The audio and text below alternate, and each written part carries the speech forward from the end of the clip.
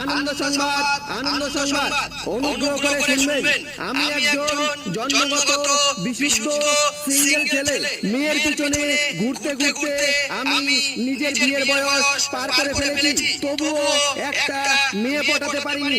এমনকি বিয়ের জন্য নাই নাই করে হলেও 555টা মেয়ের সাথে আমার বিয়ে ঠিক হয়, কিন্তু দুর্ভাগ্যবশত প্রতিটা মেয়ে বিয়ের ঠিক একদিন আগে নিজের প্রেমিকার সাথে পালিয়ে যায় এবং আমি বারবার লগ্নভ্রষ্ট হই। তাই হয়তো এই জন্যে আমার কপালে বিয়ের ফুল ফুটবে না।